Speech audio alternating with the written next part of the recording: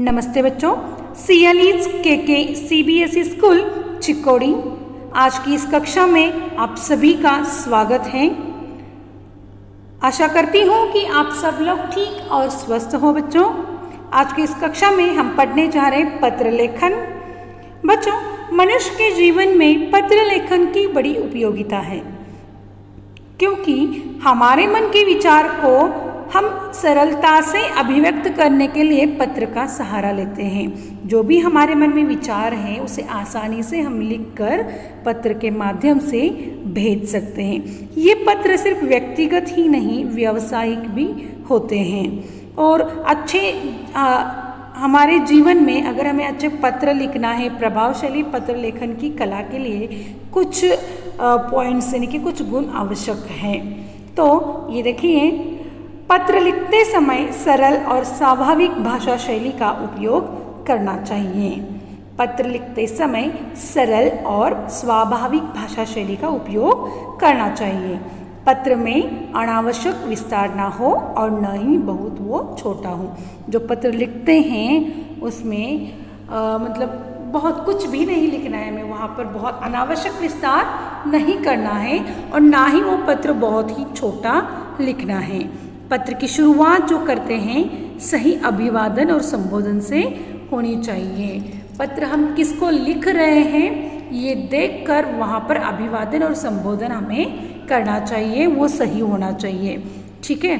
और चौथा पॉइंट है जो घरेलू पत्रों की शुरुआत हमें कैसे करना चाहिए, कुशल समाचार से ही करनी चाहिए। और सरकारी और व्यावसायिक पत्रों के लिए इसकी आवश्यकता नहीं होती, क्योंकि वो हमारे घर के नहीं होते। हाँ, सिर्फ और सिर्फ घरेलू पत्रों में ही कुशल समाचार होने चाहिए।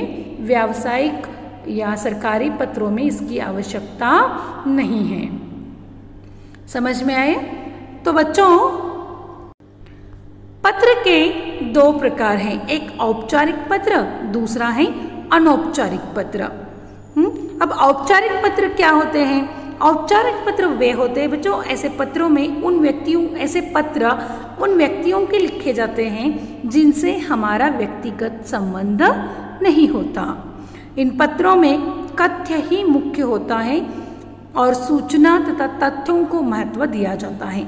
औपचारिक पत्र यानी कि ऐसे व्यक्तियों को लिखा जाता है जिसमें व्यक्तिगत संबंध नहीं होता, सामने वाले से हमारा संबंध व्यक्तिगत नहीं होता, वहाँ पर व्यवहार होता है बच्चों।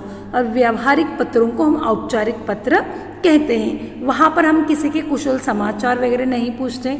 जो कहना है, जो भी टॉपिक है, जो भी पॉइंट है, सिर्फ पॉइंट को हमें वहाँ बताना है और उसके बाद माने कि उसी पॉइंट को हमें महत्व देना है, कि तथ्य को महत्व देना है। समझ में आया? और उसी को महत्व देते हुए हम क्या करना है, उस औपचारिक पत्र को लिखना है। अब देखिए, औपचारिक पत्र के कुछ प्रकार होते हैं, जो कि प्रार्थना पत्र, जिसे हम एप्लीकेशन बोलते हैं। हाँ, प्रार्थना पत्र एप्लीकेशन जो होते हैं स्कूलों में दिए जाते हैं। छुट्टी मतलब कि यानी कि छुट्टी के लिए पत्र हम लेते हैं, कि लीव लेटर लिखते हैं, है ना। हाँ, उसी के साथ साथ अलग अलग जगह पर अलग अलग प्रार्थना पत्र होते हैं। हाँ, संपादक के नाम पत्र यानी कि जो एडिटर होते हैं, देखिए संपादक यानी कि जो न्यूज़पेपर वगैरह होते हैं उनके संपादक, पुस्तकों के संपादक, उनके नाम अगर हम पत्र लिखना है तो हमें औपचारिक पत्र का ही सहारा लेना पड़ता है। उसी के साथ सरकारी पत्र जो भी हो, सरकारी निम्न सरकारी जो पत्र है उन्हें भी औपचारिक पत्र ही कहते हैं। व्यावसायिक पत्र यानी कि दुकानदार जो होते हैं, हमें बुक स्टॉल से बुक्स मंगवाने हैं या तो कुछ ऑनलाइन शॉपिंग करते हैं, देखिए बच्चों।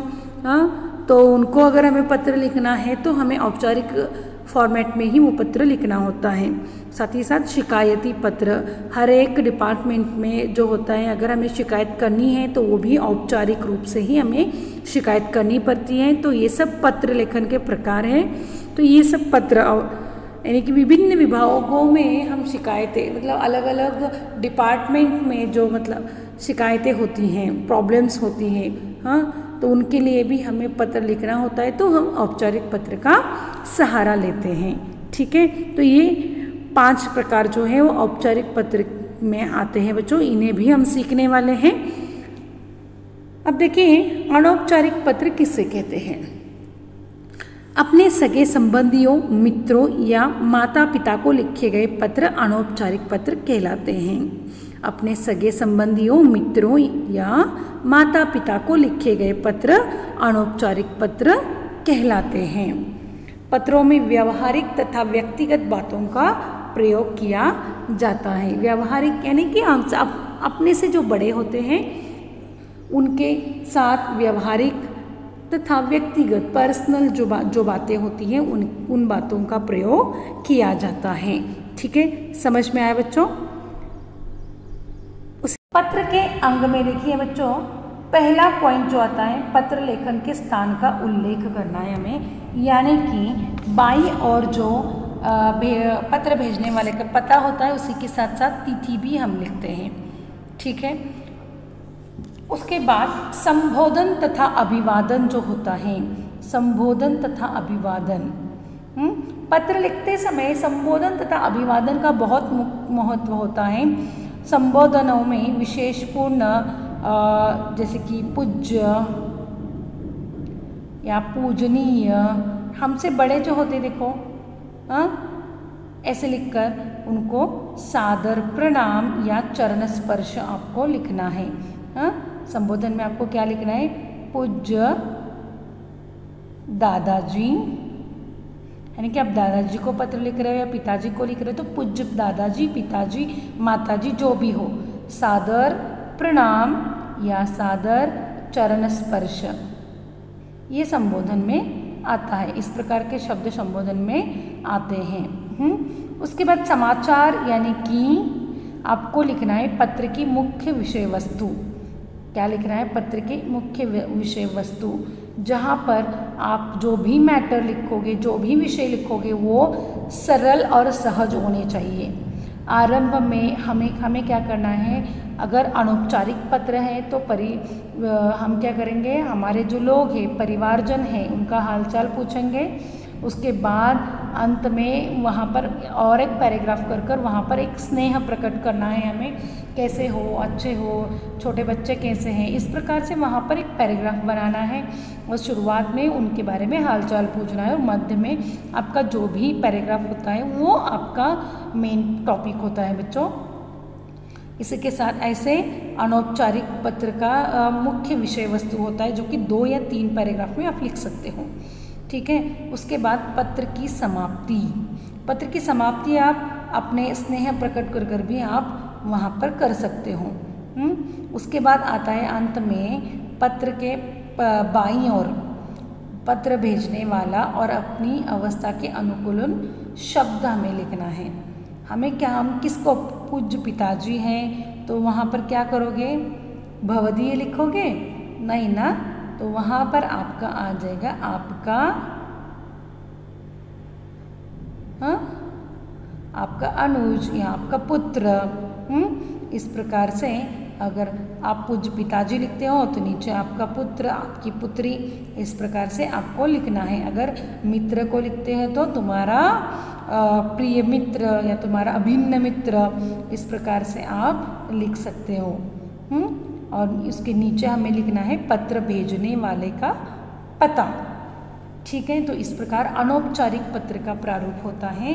उसके बाद हम देखेंगे औपचारिक पत्र का प्रारूप। सबसे पहले हम लिखेंगे दिनांक, तिथि लिखेंगे, तिथि लिखेंगे। तिथि यहाँ पर लिखने के बाद हम लिखेंगे ये पत्र जो है हम किसकी सेवा में प्रस्तुत कर रहे हैं, है ना। तो उनका औहदा लिखेंगे, वो कहाँ पर काम करते हैं, और शहर का नाम लिखेंगे। इतना जो है वो शुरुआत में। ठीक है, उसके बाद आपका जो भी विषय है वो संक्षिप्त रूप में आपको लिखना होता है। विषय हमें क्या करना है, संक्षिप्त रूप में लिखना होता है। विषय के बाद आता है अभिवादन और संबोधन। वहाँ पर संबोधन हम कैसे करेंगे, महोदय या महोदया। ठीक है, महोदय या महोदया, इस प्रकार से हम वहाँ पर, या माननीय भी हम लिख सकते हैं। तो अब ये होने के बाद पत्र का समाचार जो है, चौथा पाठ जो है हमारा समाचार, यानी कि पत्र की मुख्य विषय वस्तु क्या होती है? पत्र की मुख्य विषय वस्तु यानी कि पत्र कैसे शुरुआत करना है, मेन जो टॉपिक जो आपको बताना है वही आपको बताकर क्या करना है, आपको वहाँ पर धन्यवाद लिखना है, यानी कि पत्र का अंत समाप्ति करनी है आपको। ठीक है, यानी कि आपको छुट्टी चाहिए तो छुट्टी के लिए क्या करोगे आप कौन सी कक्षा में पढ़ते हो, कौन सी कक्षा में पढ़ते हो और उसके साथ आपको छुट्टी क्यों लेनी है और कितने दिन से कितने दिन तक लेनी है। इस प्रकार से 3 वाक्य या 4 वाक्यों में आपका जो विषय वस्तु है वो आपको लिखना है और उसके बाद पत्र का अंत करना है। ठीक है, पत्र के अंत में आपको मिडल में धन्यवाद लिखना नहीं भूलना है। ठीक है, और इस प्रकार पत्र की समाप्ति करना है। उसके बाद पत्र के अंत में धन्यवाद देकर हमें क्या करना है, बाईं ओर पत्र लिखने वाले का पता या उसके जो हस्ताक्षर होते हैं, यानी कि आपका आज्ञाकारी शिष्य, आप भवदीय प्रार्थी, इस प्रकार से भी हम वहाँ पर पत्र की समाप्ति कर उसके नीचे पत्र भेजने वाले का पता लिख सकते हैं। ठीक है, तो बच्चों आशा करती हूँ कि आपको ये पत्र लेखन के पॉइंट्स जो है वो समझ में आए होंगे। अगले क्लास में हम क्या करने वाले हैं, पत्र कैसे लिखते हैं ये हम वीडियो के माध्यम से देखेंगे। धन्यवाद।